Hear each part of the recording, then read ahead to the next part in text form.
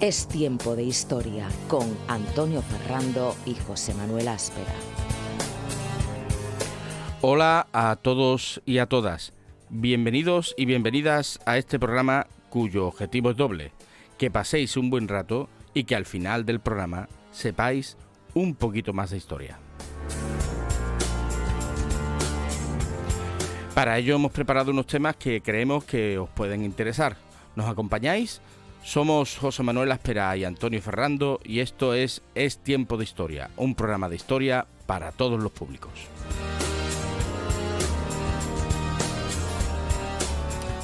Bueno, pues buenas tardes, José Manuel. Buenas tardes, Antonio. Bueno, ¿qué? ¿Ya listo para este programa que viene cargadito? Yo tengo mucha ilusión con este programa, ¿eh? Bueno, pues si tú tienes ilusión, más ilusión tengo yo. Tú me has puesto las expectativas muy altas. Hombre, porque hoy tenemos un invitado de gran categoría. De gran categoría, a la altura de lo que se merece este programa, pero además yo creo que le va a dar un valor añadido. Perfecto, muy bien. Bueno, pues empezamos como siempre. Vamos al sumario. Bueno, pues hoy empezaremos con las efemérides, la típica pregunta, ¿no? Que todos nuestros oyentes y escuchantes, como decía... Escuchante. Bueno, que todos nuestros oyentes les gusta esa curiosidad histórica, ¿no? De decir, bueno, qué ocurrió un día como hoy hace mucho tiempo. También trataremos sobre, bueno, siguiendo, ¿no? La dinámica que estamos trayendo en estos últimos programas sobre el tema del mar, de los barcos, de los comerciantes. La Bahía de Cádiz. Bueno, pues vamos a hablar también del carenero de Puerto Real. En este caso, pues contaremos, ¿no?, con la compañía de don Francisco Pérez Aguilar, que después lo presentaremos como se merece.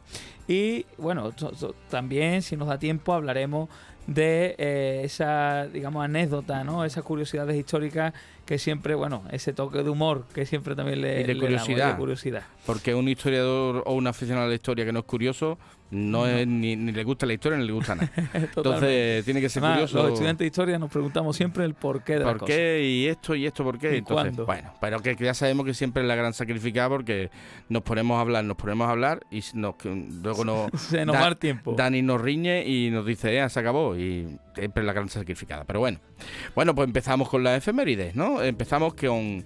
Bueno, pues... ¿Qué pasó tal día como hoy, 24 de enero, hace la tira de años?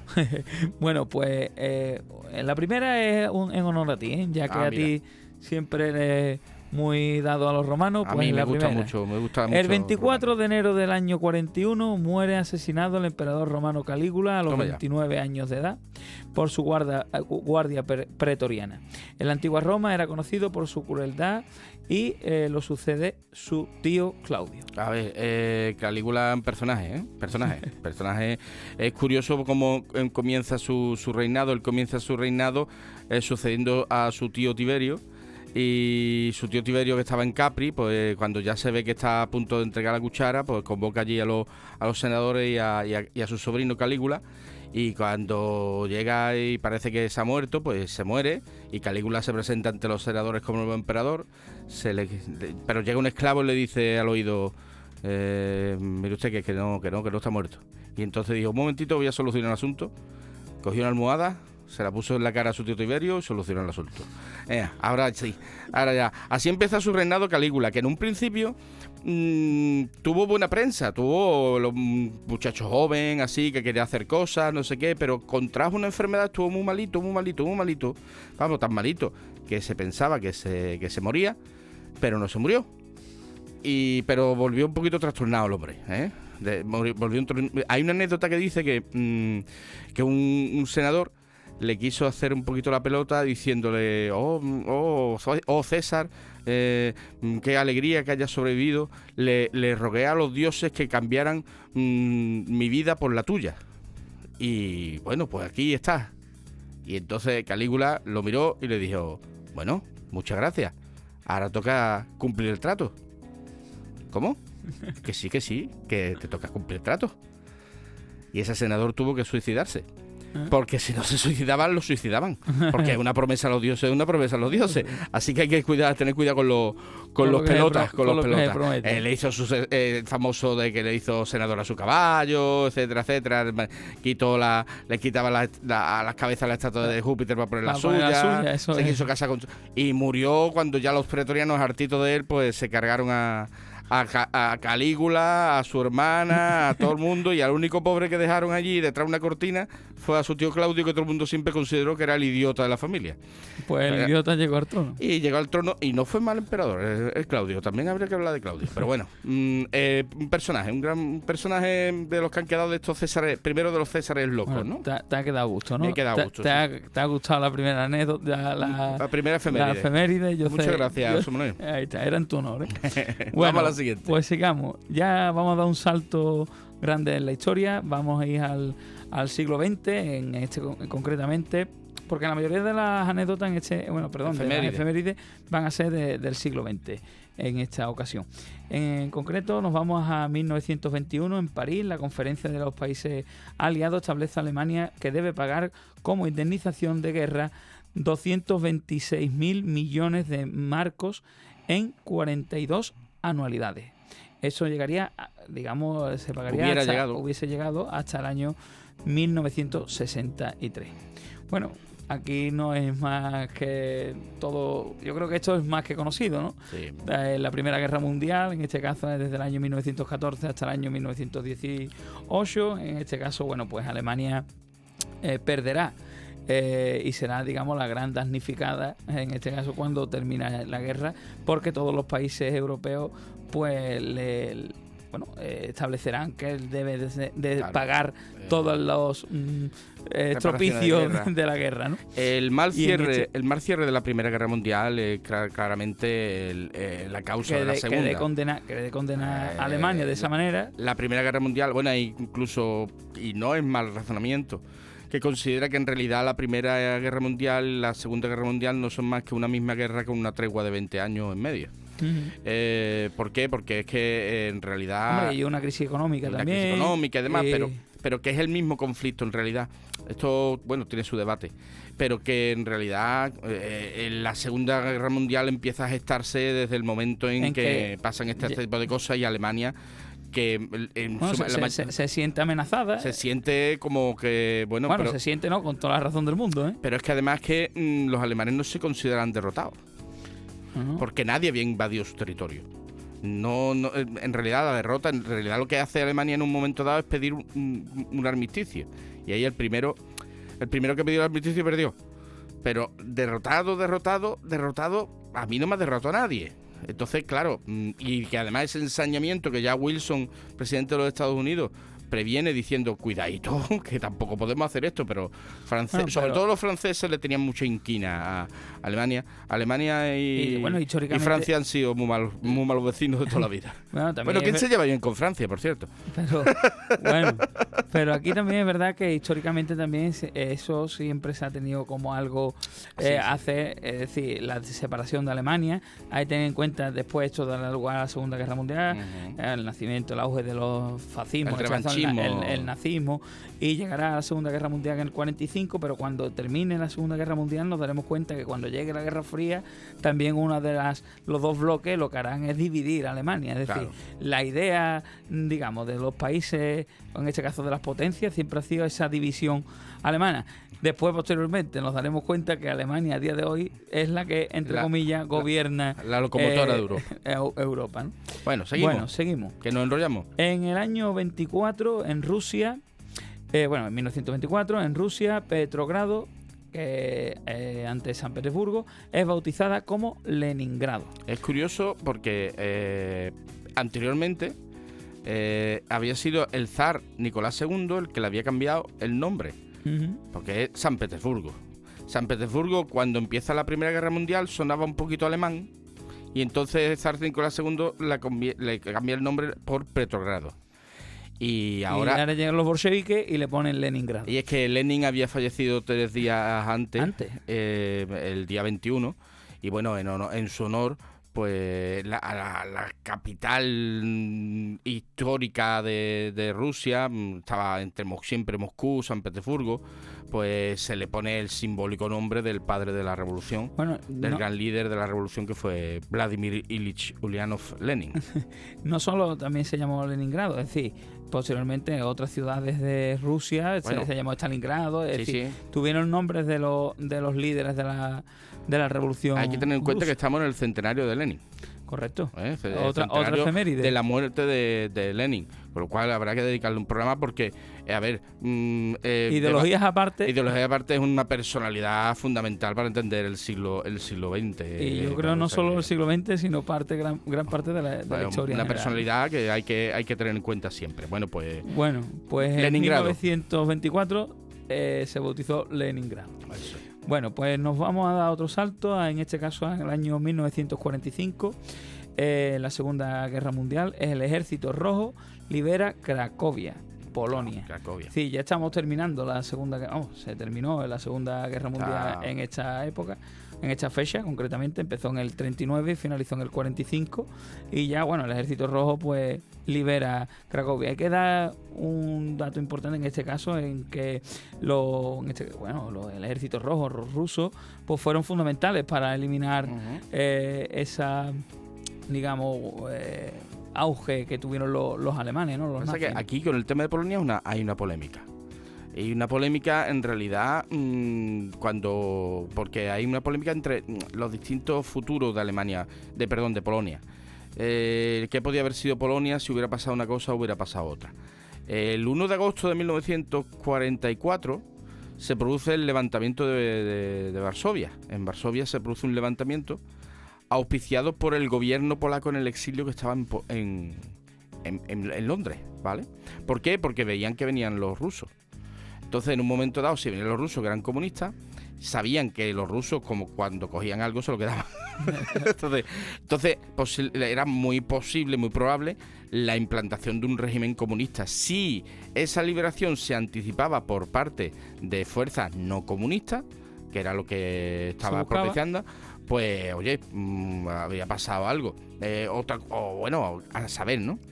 ¿Qué ocurre? Que Stalin manda a frenar al Ejército Rojo y no acude al auxilio de esas fuerzas resistentes que se habían levantado contra la Alemania nazi en agosto. Y de hecho a los nazis les da tiempo a sofocar esa revuelta de la resistencia polaca, ¿no? Y luego, posteriormente, pues avanza el Ejército Rojo y avanza hacia Cracovia, no hacia Varsovia. ¿Por qué?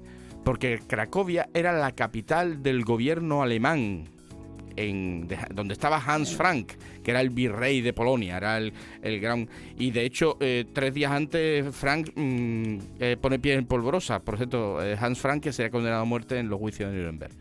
Y toma Cracovia. Y en Cracovia instaura un gobierno evidentemente comunista. Claro.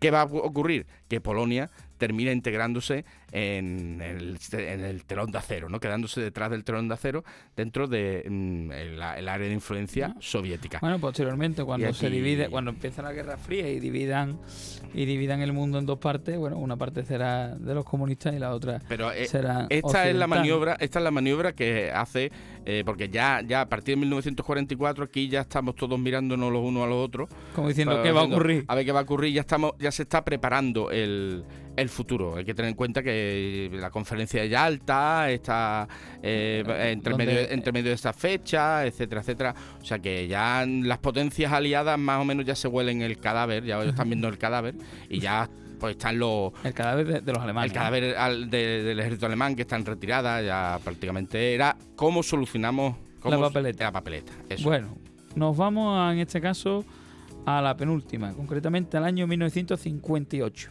En la Conferencia Atómica de Ginebra, Suiza, científicos británicos y estadounidenses anuncian que se ha logrado una fusión nuclear controlada.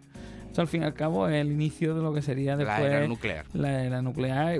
Que después, posteriormente, cuando llega... estamos ya en la Guerra Fría, estamos en el año 1958, veremos cómo hay una enfrentamiento entre los dos bloques a nivel cultural, político, social, pero también es una guerra nuclear.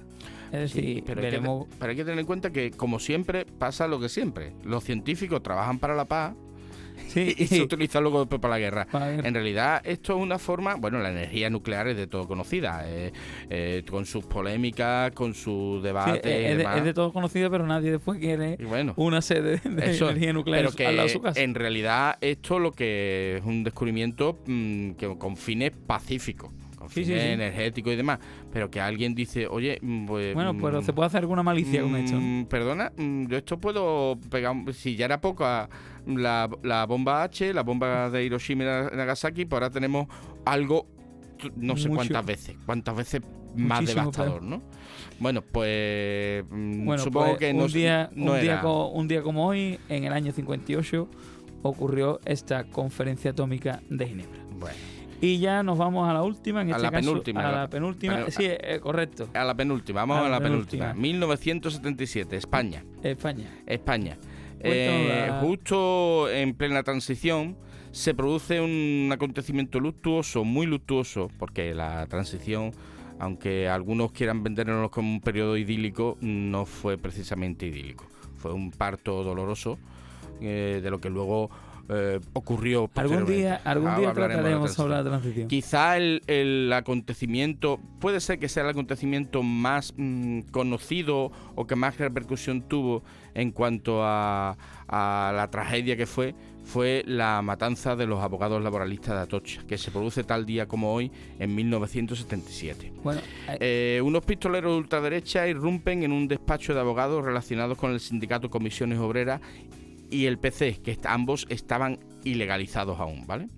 Los abogados laboralistas asesinados fueron Enrique Vandelvira Ibáñez, Luis Javier Benavides Orgaz y Francisco Javier Sauquillo. También mataron al estudiante de Derecho Serafín Golgado y al administrativo Ángel Rodríguez Leal. Además, en el atentado fueron heridos gravemente Miguel Sarebe Gil, Alejandro Ruiz Huerta Carbonell, Luis Ramos Pardo y Lola González Ruiz. Y se salvó de milagro. Carmela. Sí. Se salvó de milagro Carmena. porque Benavides le pidió su despacho para hacer una reunión y ella se fue a otro bufete. Manuela Carmena. Manuela Carmena, la que fuera después jueza y alcaldesa de Madrid. Y por eso se libró. Ya está. Este acontecimiento, además, es curioso que a la misma vez, esto no es muy conocido, yo me he enterado hoy investigando, a la misma vez otro comando había ido a un despacho de la UGT. Pero el despacho de la UGT, por lo visto, eran menos trabajadores, eran más flojos, no había nadie. Entonces lo revolvieron, lo destrozaron, pero no hubo víctimas. También hay que tener en cuenta una cosa, que en este atentado, una vez que ocurre, después fue uno de los motivos que utilizó el PC, porque cuando llegó, digamos, al entierro de estos señores, el PC lo hace de tal manera, o bueno, lo dirige, y de tal manera que no hay ningún incidente, un silencio sepulcral. El gobierno Suárez hace algo. Y el gobierno de Suárez, en este caso, yo creo que ve que el Partido Comunista, pues está domesticado.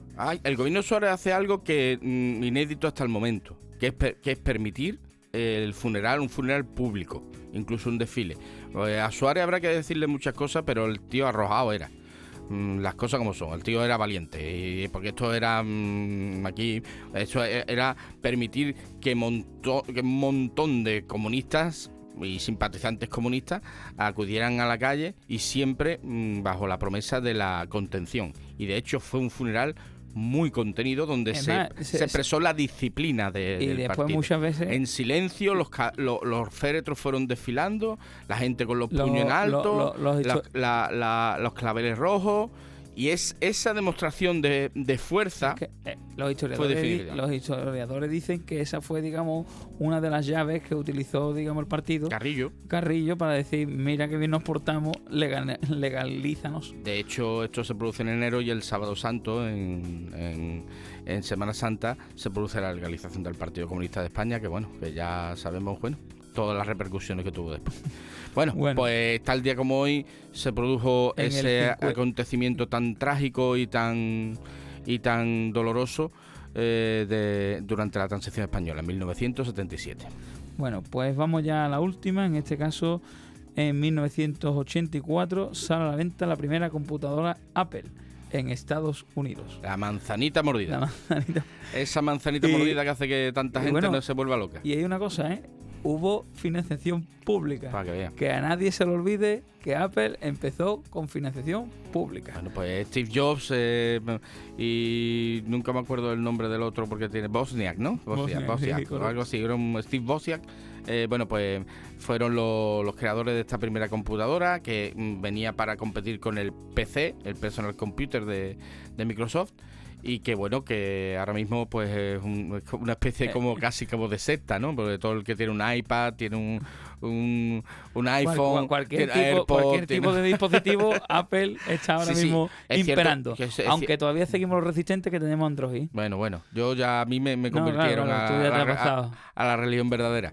pero que es verdad que son de gran calidad, son la pera limonera, pero que existe vida más allá, que existe vida más allá.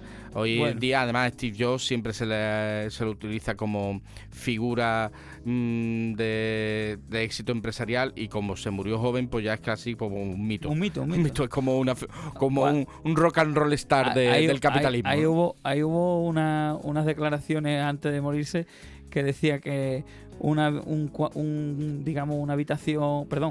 casa tan grande tampoco ha servido para tanto. Entonces, y se iba al mismo cuarto de baño chico o grande, en un reloj de 2.000 euros, hay que tener te en cuenta daba la misma hora que uno de 20. Que Apple y Bill Gates y Steve Jobs son los mitos del capitalismo tecnológico, y de aquello de se empieza en un garaje, el garaje de la casa de tus padres, y terminas teniendo una multinacional y una gran mentira, vamos. Que domina el mundo. Es decir, eso es una gran mentira. Bueno, todo es cuestión de... Parece, como todos los mitos. Los mitos son los mitos y tienen su utilidad, ¿no? Bueno, pues hasta aquí la efeméride. Esperamos que hayáis interesado y nos vamos pues a meternos en harina con nuestro invitado.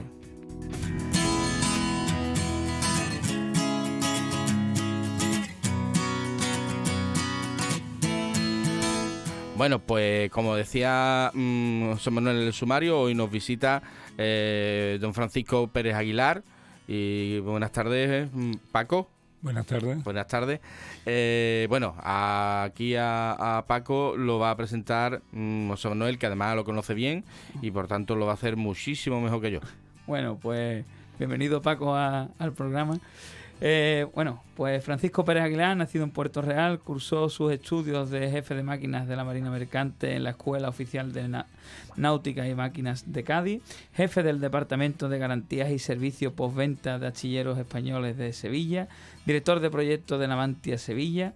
El ejercicio de su profesión le ha permitido visitar hasta 118 países, casi nada. ¿Te quedan poco, Paco? Sí, me queda algo. Porque esto es la 1. Bueno, y a todo esto quiero decir que no hemos hablado ni de historia, y mira ya todo gallo. Bueno, pues investigador, conferenciante y articulista dedicado a la investigación histórica, es autor de los siguientes trabajos: El puente de Barca de Sevilla desde 1171-1852 y otros puentes de Barca de Sevilla y Cádiz, Puerto Real en su biografía, que tuvo 2 volúmenes, tanto el 1 como el 2. Miguel Gallardo Gómez, un singular matemático extremeño afincado en Puerto Real, alcalde de Puerto Real en el siglo XX, gestiones y acontecimientos de gran relevancia.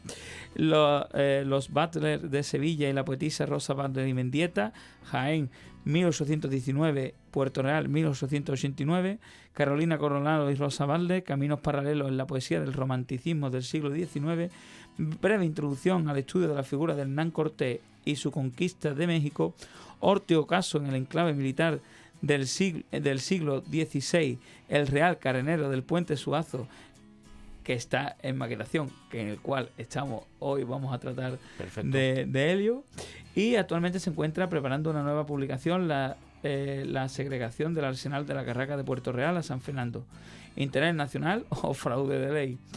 Hasta la fecha ha impartido 144 y ha sido galardonado como Andaluz del Año por el Grupo Municipal Andalucista de Puerto Real por su dedicación a la cultura puertorriqueña. Igualmente ha sido galardonado por el Ateneo de Triana en la llave Corazón de Triana por su dedicación a la cultura y a las tradiciones sevillanas. Junto con la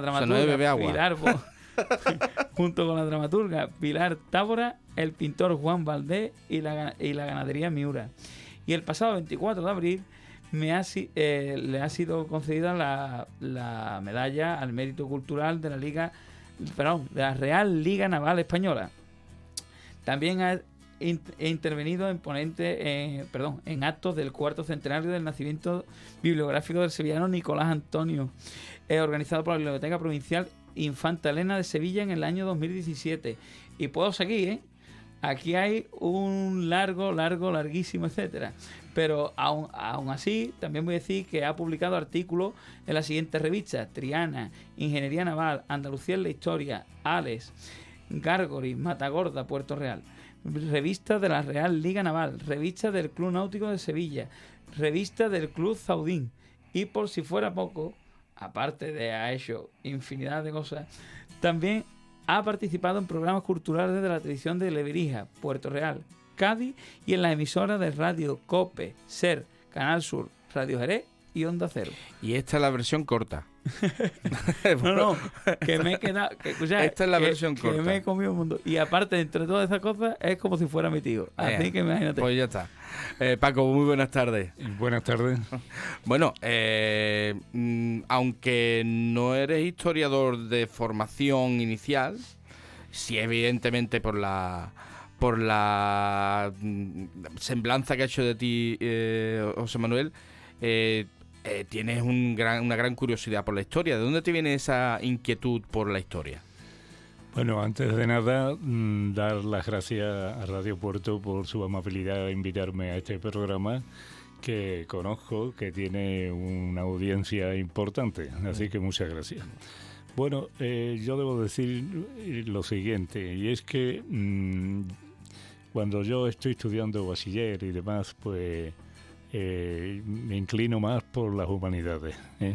Sin embargo, la vida da cierta sorpresa y cuando hay que elegir una carrera, elijo una carrera eminentemente técnica, que debo decir que nunca me ha gustado.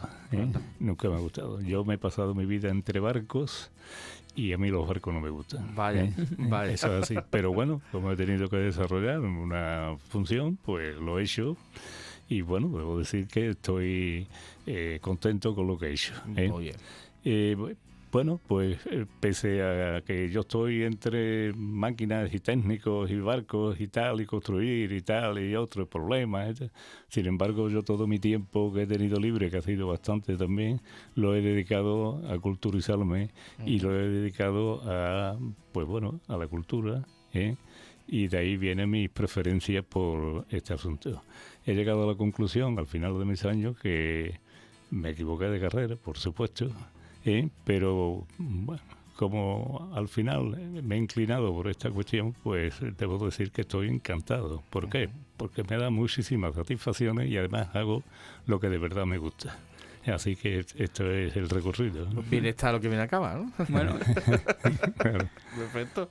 Bueno, y Paco, nosotros, entre otras miles de cosas, ¿no?, que has hecho, ¿no?, y hemos ido diciendo, ¿de dónde viene ese, digamos, interés por el carenero? Porque realmente aquí lo que venimos es hablar sobre el carenero. ¿De dónde viene ese interés? Antes que responda, te pongo en situación. Mira, llevamos unos 4 o 5 programas. 4 o 5, sí. 4 o 5 programas encadenando. Haciéndolo de manera totalmente improvisada. Eso no hace falta. No hacía falta decirlo, José Manuel, pero ha salido perfecto. Hablando de un mismo tema, que es la navegación y el comercio dentro de lo que es el contorno de la bahía de Cádiz. Entonces, justo en el programa anterior surgió el tema del Real Carenero de Puerto Real. La conversación que tuvimos con Juan José Iglesias. Con Juan José Iglesias, con el profesor Juan José Iglesias. Entonces, claro, cuando terminó el programa, José Manuel me dice, yo tengo la persona ideal. Entonces, por eso estás tú aquí. Podríamos haberte traído por 1000 temas, pero más que nada nos queremos centrar. Por eso es el interés por el Real Carenero. Vamos a ver. El Real Carenero es concretamente un astillero. Ajá. Un astillero. Es el primer astillero que se construye en la bahía de Cádiz. Concretamente en la margen izquierda del caño de Santipetri y consecuentemente en el término municipal de Puerto Real. Bien, pues es el Real Carenero de Puerto Real, que duda cabe. Este enclave, en un principio industrial y más tarde militar, ha tenido a lo largo de la historia una connotación importantísima con la vida naval de San Fernando. No en balde, pues las instituciones de marina pues se establecieron a finales del siglo XVIII en San Fernando. ¿Qué es un carenero? Pues un astillero donde arriban los barcos para, vamos a decir en términos modernos, pasar una ITV con la intención de que las navegaciones futuras se hagan con el mayor grado de seguridad posible, naturalmente. En aquella fecha, este carenero es del siglo XVI, pues bueno, las reparaciones de los barcos se hacían pues tumbando el barco, escorando el barco hacia un costado, se reparaba el costado que quedaba al aire, se hacía la operación contraria para el otro costado, pero esto causaba problemas con frecuencia. ¿Por qué? Porque estas maniobras de escorar el barco hacia un lado y otro pues originaba un quebranto en las estructuras del barco. Claro. Luego ya en el siglo XVIII aparecen los diques secos y esto ya se obvia por supuesto. Y hoy los diques secos pues son los que con los que se opera. Y facilita mucho la labor, lógicamente, y además se puede realizar el trabajo muchísimo mejor. Claro, ¿no? como en Matagorda. Me acuerdo que mi abuelo que trabajaba en Matagorda, mi abuelo no decía Matagorda, mi abuelo decía voy a trabajar al dique. Al dique. Exactamente. Es que el Matagorda es un astillero que se crea por la necesidad que tiene una empresa que se crea en Cádiz concretamente, que es el astillero de la compañía Atlántica, de Antonio López. Y entonces pues esta gente consigue un contrato a través de la Corona y del Ministerio de Fomento para llevar la documentación y todo el correo con las islas, a las Antillas concretamente, pero claro, llega un momento que necesitan tener un astillero, un enclave donde reparar sus barcos. En un principio le concedieron la posibilidad de utilizar el astillero de Matagorda, pero claro, tenía que estar libre, porque la preferencia la llevaban los militares. Y hasta que llegó un momento que Antonio López dijo, bueno, aquí hay que hacer un astillero y demás. En un principio contrataron un dique flotante con una empresa inglesa, pero esta gente estaban haciendo otro dique flotante en Java, para el puerto de Java, pero los vientos dieron lugar a que aquello volcase y fue un desastre total, con lo cual desistieron de construir el dique flotante aquí en Matagorda, y al final construyeron el dique Matagorda. Matagorda. Esa es la historia sintetizada, lógicamente, ¿no? Pero el germen de los astilleros en la bahía está en el Real Carenero, ¿no? Exactamente. Y luego hubo otro que fue también construido en la isla del Trocadero, que llegó un momento que compartían las operaciones fundamentalmente de carenar las armadas del rey, por eso es Real Carenero, la flota de galeras y posteriormente también los barcos de la flota de la carrera de India. Porque en Cádiz llegó un momento que cuando se traspasa la casa de la contratación de Sevilla a Cádiz en 1712 y tal, pues todas esas funciones que se hacían en Sevilla pasa a la bahía. Con lo cual la bahía era un lugar más propicio que Sevilla para este tipo de operaciones. Y bueno, pues aparece el Real Carenero del siglo XVI, el del Trocadero, y luego viene también el de Puntales y ya más tarde el de Matagorda. ¿Y qué papel jugó, digamos, el carenero? Porque hemos dicho, ¿no?, que es el origen de los astilleros. Ha dicho, digamos, básicamente, bueno, que a partir de él, pues, nacen el resto. El carenero tuvo un papel importante para Puerto Real y su entorno. Es decir, ¿de qué calibre, hasta qué alcance tuvo? Vamos a ver. Pese a que está enclavado en el término municipal de Puerto Real, he dicho al principio de mi intervención que durante su historia, su larga historia, ha tenido unas connotaciones importantísimas con la vida naval de San Fernando. ¿Por qué? Porque hay que acordarse de que todas las instancias de marina que estaban en Cádiz pasan a instalarse en San Fernando, todas. Y cuando digo todas, son todas. Entonces, ¿qué ocurre? Que Cádiz deja de ser un enclave militar, una capitanía general, que pasa luego a San Fernando. El departamento marítimo. Claro, el departamento marítimo pasa acá, a San Fernando. ¿Y qué es lo que ocurre? Que en el 1766, Carlos III, estas instalaciones, que eran unas instalaciones puramente industriales, aprueba un presupuesto para que se convierta en almacenes y en zonas de la Marina Real. Es una decisión extraña, porque en aquella fecha ya se estaba construyendo en San Fernando el poblado de San Carlos, y que era una instalación absolutamente novísima, con todas las connotaciones que tiene una nueva construcción. Sin embargo, Carlos III hace esto, aprobar ese presupuesto, y las instalaciones industriales del Real Carenero pasan también a las manos de la Marina. Y a partir de ahí, pues bueno, ya la tenemos en nuestras manos, la Marina, pero se impone lo que están haciendo nuevo, lógicamente. Esto se va dejando caer porque a partir del siglo XVIII se empieza a construir el arsenal de la Carraca. Y se impone, lógicamente, el arsenal de la Carraca, aunque el Real Carenero ayudaba a la construcción de la Carraca. Pero llega un momento que cuando ya la Carraca funciona, estas instalaciones ya no tienen sentido. Te acabas de cargar la siguiente pregunta, ¿eh? ¿Perdón? Te acabas de cargar la siguiente pregunta. Bueno. Sigue. Yo me tiendo la siguiente Perfecto. pregunta. No hay problema. Hay otra más, hay más.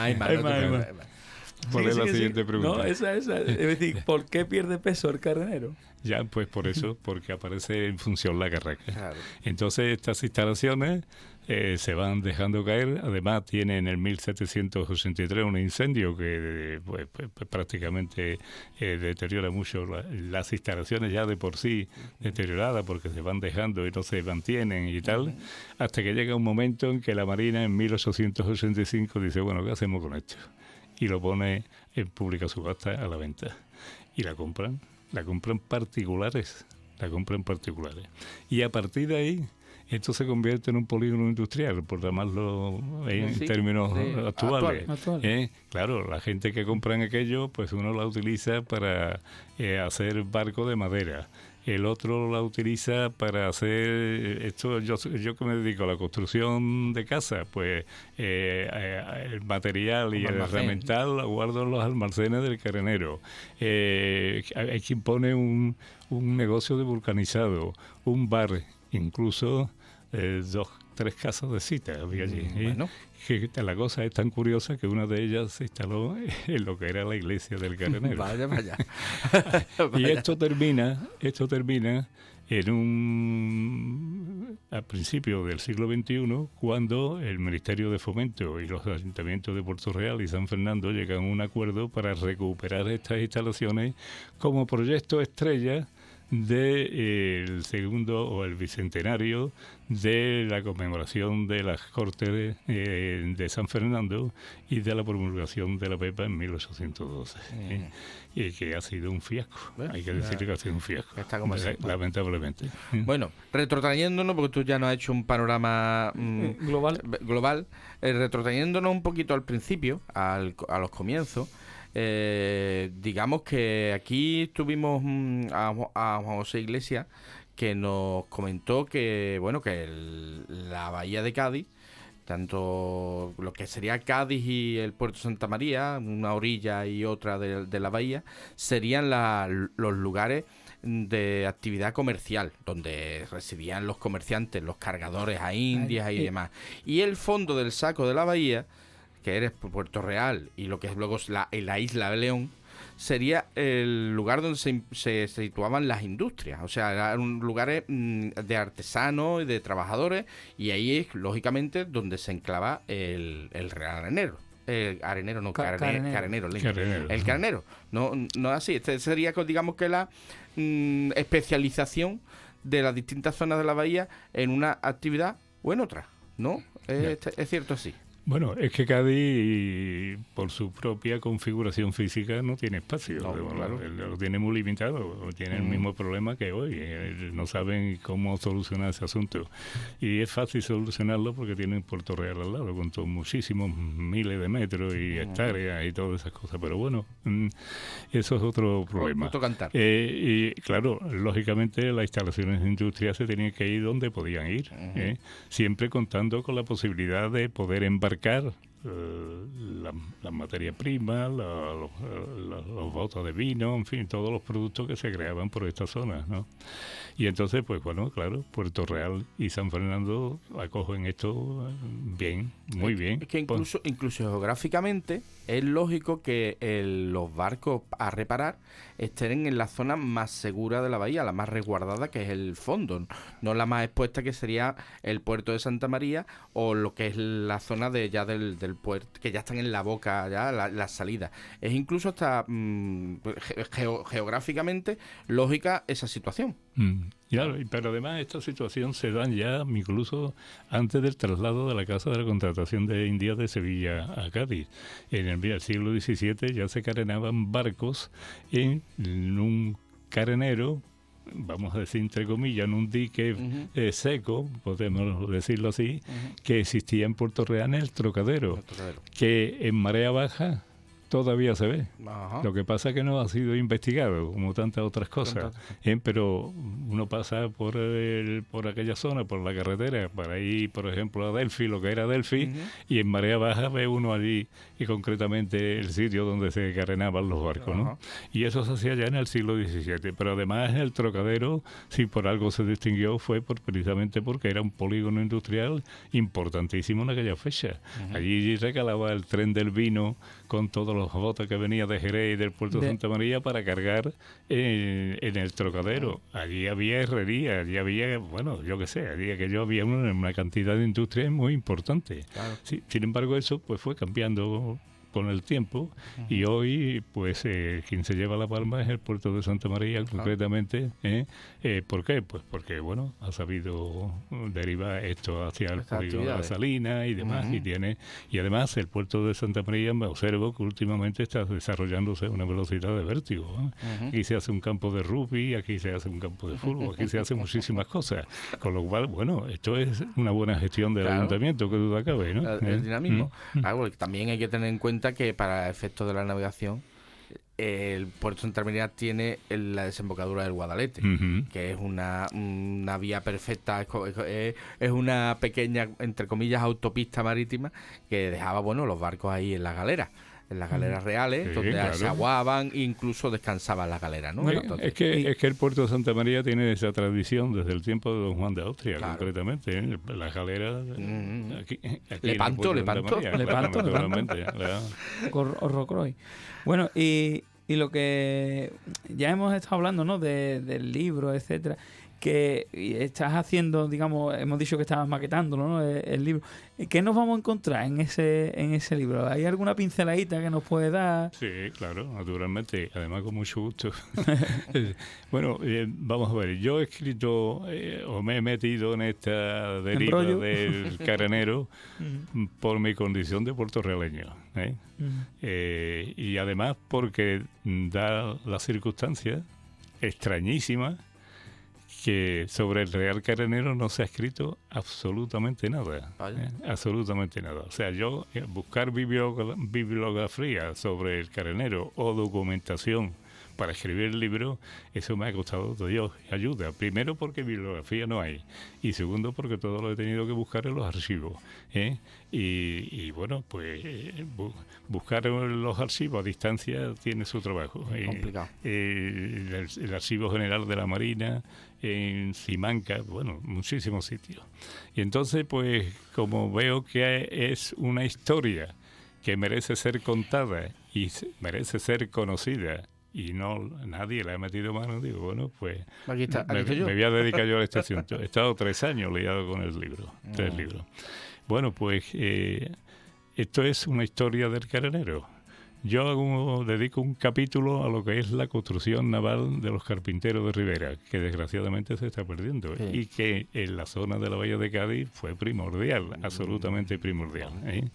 Y hago este capítulo Un oficio de primer orden. No quiero olvidarme de esta gente. Sí. Después dedico un capítulo a lo que es el lugar de la puente, que se llama, que es donde se desarrolla vamos a decir, entre comillas, no es exactamente la prehistoria, sino pero los antecedentes antes de llegar al siglo XVI, al siglo XV, cuando aparecen estas instalaciones militares e industriales en esta zona, ¿no?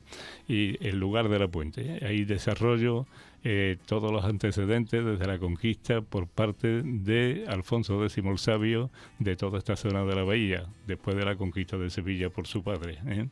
Hago otro apartado sobre lo que es concretamente el puente de Suazo. El puente de Suazo juega un papel fundamentalísimo en todo este asunto. El puente de Suazo está pegado al Real Carenero. Se conoce también como el Real Carenero del Puente de Suazo, y dedico un capítulo también importante a desarrollar el Puente de Suazo, del que hay muy poca bibliografía, que es cosa rara, que aquí se escribe mucho y tenemos una universidad ahí muy importante, y que, bueno, pues que estos temas se han desarrollado muy poco. Y bueno, ya al final, pues lo que es el carenero. ¿Desde cuándo? Desde cuándo se construye, que no está bien documentado esa parte. Hay distintas teorías en el sentido de que hay quien sostiene que el carenero se construye durante el agitado reinado de Alfonso XI, el justiciero, en el siglo XIV. También hay quien dice que se construye sobre los restos de un edificio romano. Eso no está documentado, ni no solamente no está documentado, sino que en las últimas prospecciones arqueológicas que han hecho no quedan vestigios de que esto puede ser así. También hay otra teoría de que se construye después de la conquista del descubrimiento de América, pero tampoco está documentado. Lo que voy ahora a decir tampoco está documentado, pero sí tiene un viso importante de realidad. No está esto, pues, sacado esto de la está nada, en el archivo tal, con el legajo tal, en la página pero es tal. una hipótesis con fundamento. Pero tiene fundamento. Y es cuando se habla de Antonio Ledesma. Antonio Ledesma es el veedor de la flota del rey, quien en 1562 solicita o pide permiso al Superior Consejo de Castilla, como era preceptivo, para construir sus almacenes y los muelles a su expensa. 2 años más tarde recibe el permiso para construir 2 almacenes y 2 muelles. Si en 1564 recibe permiso para construir 2 muelles y 2 almacenes, es claro que lo que había en el siglo XIV o no existía o eso era poco relevante. Muy seguro. Lo más probable es que no existiese. Y a partir de ahí ya se construye los inicios de lo que es el Real Carenero y empieza a funcionar. No tenemos documentación de planos y gráficas de cómo era la estructura física del carenero en el siglo XVI y tampoco en el siglo XVII, pero sí tenemos conocimiento que a finales del siglo XVI se carenan en estas instalaciones varios barcos de la flota de la carrera de India. Y entre 1607 y 1685 ya tenemos noticias fehacientes con nombre y apellido de que carenan 30 barcos de la flota de la carrera de India. Es un buen número, por 2 razones. Una, porque la flota de la carrera de India, entre ir y venir, tardaba 1 año y pico o 2. Y además, ya en aquella fecha, esas funciones se compartía con el carenero que ya he nombrado, de que existía en el Trocadero. Ya a partir del siglo XVIII sí tenemos documentación del plano de lo que es el carenero. Tenemos un plano de un francés, que se encuentra en los fondos de la Biblioteca Nacional de París, donde nos ponen perfectamente las instalaciones que existían en el carenero a principios del siglo XVIII. Y luego ya en el archivo del ejército en Segovia. También tenemos planos de que ya, bueno, pero el plano curiosamente está equivocado. Vaya. Sí, está equivocado porque nos dice la leyenda que hay en el plano de que esto está construido a principios en 1789. No, porque el plano de 1717 ya nos muestra la misma estructura física que dice que está creado. Pero bueno, bien, y ahí ya digo, empieza a funcionar y empieza a carenar barcos. Hasta que llega el momento que llegamos a lo que ya he explicado anteriormente, que aparece la carraca y ya esto se desvanece. Pues claro. Es muy curioso que en muchas ocasiones las instalaciones navales, sobre todo, en muchos países suelen surgir inicialmente como iniciativa militar. En este caso no es así, es al contrario. Es una iniciativa civil, económica, comercial, que luego después toma para sí la Armada.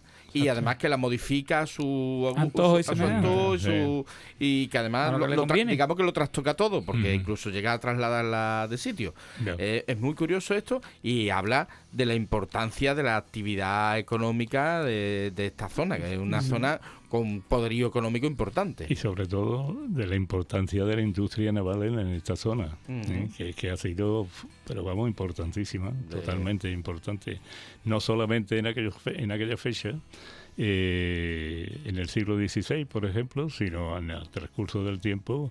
En Cádiz ha habido varios astilleros, en Puerto Real también, en esta zona, en San Fernando tenemos ahora mismo también las instalaciones de Marina. Es decir, que las señas de identidad de esta zona en cuanto a industria es concretamente la industria naval. Claro, eso es clarísimo. La industria naval, y siempre pensada en el comercio, la actividad económica.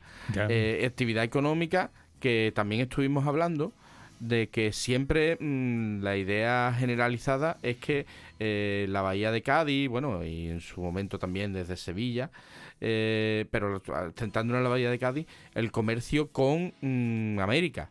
Pero el comercio digamos que está en la idiosincrasia de la bahía de Cádiz, bueno, desde casi su fundación, desde los fenicios. Los fenicios eran grandes comerciantes, los romanos, bueno, ¿qué vamos a decir? El trasiego de mercancías y demás, pero que incluso desde que se produce la conquista por parte de Alfonso X, el que has mencionado tú, la bahía de Cádiz empieza a funcionar como un lugar de comercio en la Baja Edad Media. Sobre todo nos hablaba Daniel Ríos de las relaciones con la ciudad, con la República Mercantil de Génova. Entonces, digamos que esa tradición viene de muy atrás y viene de siglos y siglos, que no estamos hablando solo del siglo XVIII y XIX y demás. La importancia de la construcción naval y todo lo que está relacionado con el mercado y el comercio y demás es lo que da lugar a la fundación de Puerto Real, entre otras cosas. ¿Por qué? Porque en aquella fecha todos los puertos de la Baja Andalucía estaban en manos de la nobleza. Bien, señorío.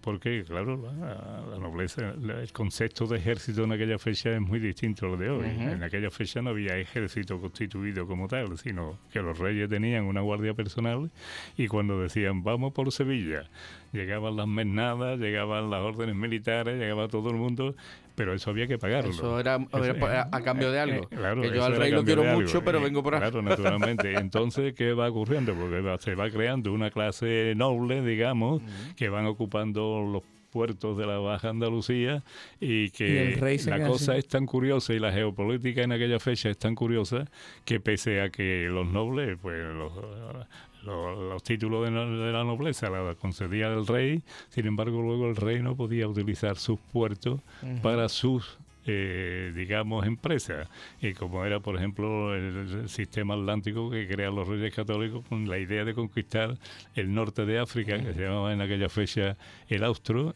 Canarias, que era también importantísimo, y sin embargo, pues, y continuar además con el proceso de la reconquista. Y esto es lo que hace que los reyes católicos se vean en la obligación de cubrir unas necesidades que no tenían cubiertas en esta zona. ¿Y cómo es? Pues crear un puerto realengo desde donde nosotros podamos, Claro. y, lógicamente, pertrechar nuestros barcos para nuestra política. Claro, con la zona ¿eh? Sanlúcar, Claro. el puerto de Santa Claro. María, incluso en su momento el Cádiz estuvo en manos del Duque de Arco. Todo estaba, digamos, como si dijéramos ahora, Copado. privatizado. Estaba todo Claro, privatizado. Sí, es exactamente así. Así es, exactamente sí, así. sí, O sea, estaba todo privatizado. San Fernando, por ejemplo, San Fernando no se crea como entidad de población hasta el siglo XVIII. Ujú. ¿Por qué? Porque estaba en manos de la Casa de Arco. Vale. Y hasta que Felipe V no aparece por esta zona, que venía baja de Extremadura para ver la llegada de la flota de la Guerrera de India, y se da cuenta del valor estratégico que tiene esta zona, y en 1729 dice, un momento, esto y el puerto de Santa María pasa de ser de señorío a la realengo. corona, a realengo. Pues San Fernando, en aquella fecha, 1729, que estamos en el siglo XVIII, era de la Casa de Arco. Ujú. Era de la Casa de Arco. Claro. Y exactamente así. Y hasta 1813 no pasa a llamarse San Fernando, concretamente. Claro, la isla de León. Claro, La isla de León. Entonces, ¿esto qué ocurre? Porque estaba en manos de la gente de la nobleza. Y entonces los reyes católicos dicen, bueno, yo que tengo que ir contra Granada, y pues voy a crear un puerto realengo donde mis barcos se puedan pertrechar para ir a la conquista Claro. de Vélez Málaga como paso previo a la conquista Claro. del reino nazarí de Granada. E hilando, entonces, claro, la lógica te dice que si hay que establecer un real carenero, sea en el puerto real. Está claro. Claro, está en el puerto de la monarquía. Va uno vinculado con Porque- lo otro. porque, está claro, porque Claro. si no, no lo Si vamos... no tenemos un astillero que arregle los barcos, tampoco vamos a tener y no se lo vamos a regalar a... a los otros, ¿no? No. Bueno, Bueno, nos va quedando poco tiempo, ¿eh? Nos acaban Sí. de avisar que nos quedan 2 minutitos, Sí, ¿vale? bueno. 2 minutos. Dos minutos. Se nos ha ido el tiempo volando. Qué Vosotros casualidad, mandáis. Qué casualidad. Bueno, Paco, ha visto esto. Muchísimas. A mí se me ha ido el tiempo volando. Y a mí también. Bueno, vamos a hacerle un compromiso, a poner un compromiso a Paco. Paco, cuando tengas el libro, ¿vienes a presentarlo con nosotros? Siempre, por supuesto, Bueno, pues ya además no está. es un compromiso, Pues ya está. es un placer. Pues ya está. Bueno, Va a haber fichao. una segunda parte cuando ya el libro esté calentito, haya salido del horno. Bueno, calentito no, que quema, ¿no? Esto, el pan siempre cuando ya está hecho y ya está listo. Pues cuando tú lo tengas, vienes, nos lo presentas y ya hablamos con más profundidad. ¿Perfecto? Por supuesto que sí. Muchísimas Con mucho gusto. gracias, Paco. Ha sido un placer tan grande que se nos ha ido el tiempo volando, El tiempo ¿verdad? volando, totalmente. Pues ya, pues Así nada. que bueno, nos vamos a ir con la cita, creo yo, ¿no? Nos vamos a ir a la despedida La despedida directamente. directamente. Venga. Bueno, lo dicho, ya nos despedimos. Esperamos que os haya gustado el programa, que os haya divertido y que hayáis aprendido mucho sobre el Real Carenero de Puerto Real. Os podéis poner en contacto con nosotros a través del WhatsApp de Radio Puerto en el 629 12 80 42, indicando siempre que es para nuestro programa Es Tiempo de Historia. Y pues nada, nos oímos en todos los miércoles de 7 a 8 en el 107.8 FM de la onda media. Y nos despedimos con una cita, José Manuel. Quien no se mueve no siente las cadenas. Rosa Luxemburgo. Hasta el próximo programa.